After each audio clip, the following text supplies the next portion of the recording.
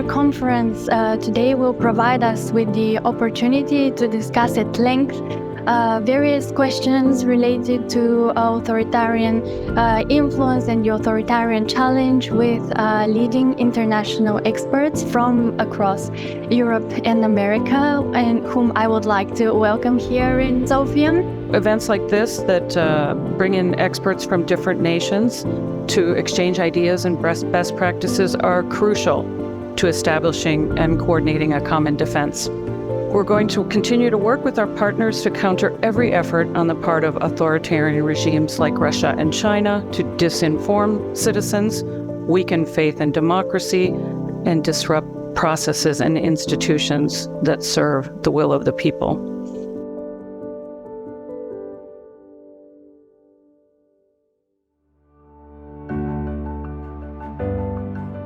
First of all, I think it's crucial to problematize the very notion of China-Russia cooperation in terms of influence spreading in our region.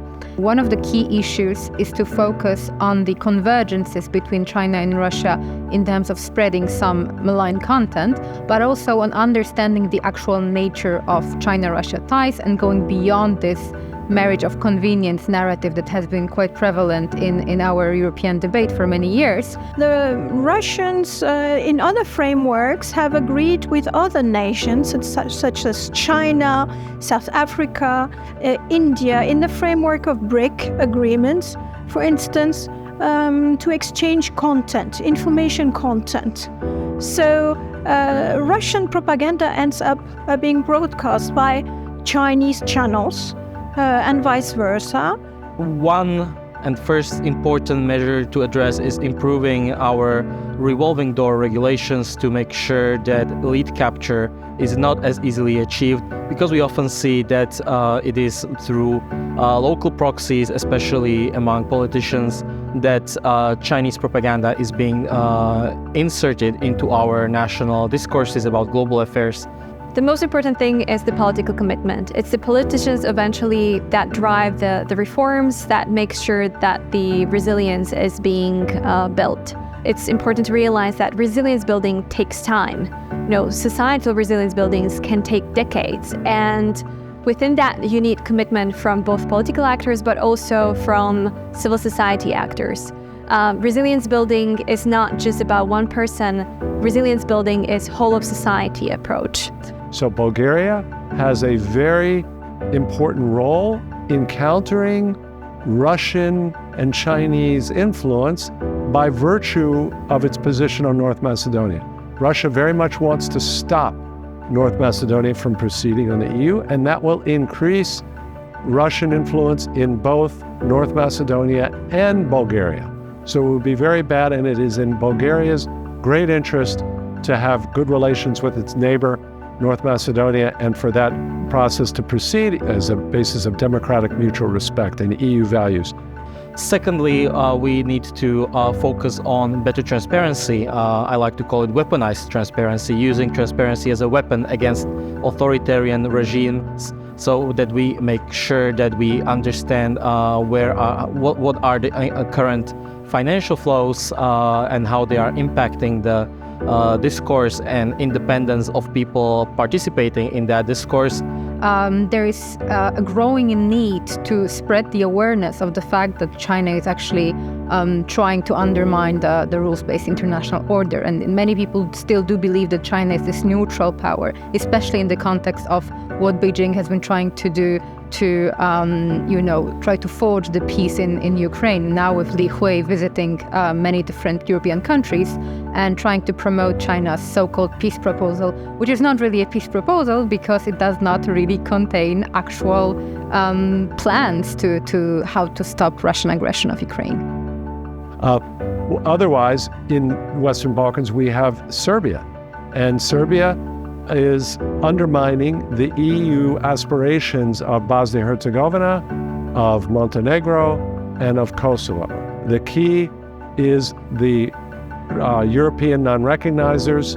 If they would recognize Kosovo, Greece, Romania, Slovakia, Spain, then Serbia would also do the same, because Serbia would have no option. Serbia would accept the Western order, Serbia would join and move towards the EU. And in my view, Serbia would also become a member of NATO.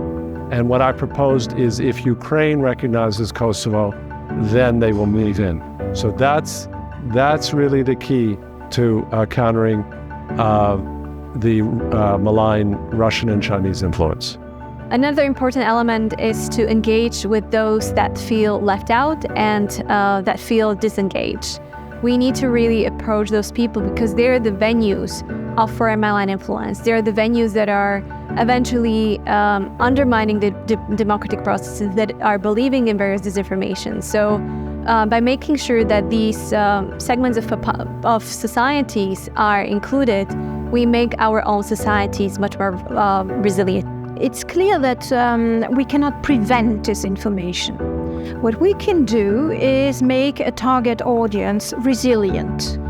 We can try to take out malign actors, such as we've been doing recently in Europe by banning Russian disinformation channels. But it's pretty much like closing the door and the next moment they enter the room through the window. So as you see, there is no definite way of stopping this wave of disinformation.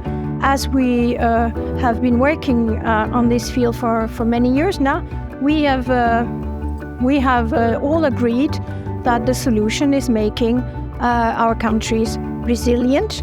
It means media literacy, it means cyber literacy, and it means responsible handling of information online. And last but not least, of course, it's very important to improve our education capacities.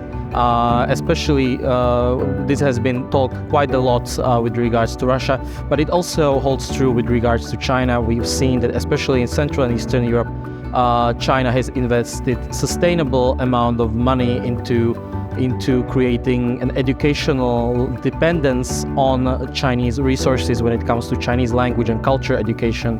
So in this sense, we need to emancipate China education in our region and make sure that it is not held to this sort of epistemic hijacking by Communist Party of China.